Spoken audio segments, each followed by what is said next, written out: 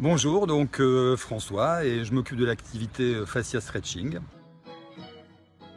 Stretching, je crois que le mot est connu, ça renvoie aux étirements, mais dans fascia stretching, il n'y a pas que cette notion d'étirement, il y a aussi contraction musculaire profonde. Donc on mélange des contractions musculaires profondes et des étirements. Du fascia, c'est lorsqu'on prend un pamplemousse, il y a un quartier, il y a une espèce de pellicule autour. Voilà, ça rend compte un peu de ce que peut être le fascia, c'est-à-dire que c'est une sorte d'enveloppe du muscle, mais c'est pas seulement une enveloppe du muscle, c'est aussi à l'intérieur du muscle. En fait, ça enrobe, ça intrigue tous les muscles et les différents organes. Et donc quand on joue sur les muscles, on joue sur le fascia. Et vu ce qu'on sait maintenant sur le fascia, c'est intéressant d'aller exploiter certaines choses au travers de ce qu'on fait en fascia stretching.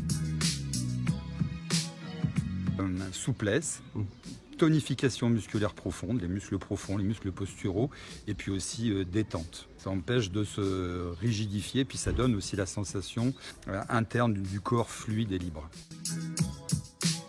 L'intérêt, le gros avantage selon moi de la technique, c'est que chacun l'a fait à son niveau en fonction de là où il en est sur le moment et en fonction de ses aptitudes personnelles. Ce qui fait qu'on peut avoir aussi bien des sportifs que des non-sportifs, des gens de 18 ans jusqu'à l'âge avancé, et chacun fait ça en fonction de son niveau et cherche à progresser entre guillemets à partir de là où il en est. Ça permet à tout le monde de participer ensemble, et la différenciation se fait en fonction justement de son propre maximum.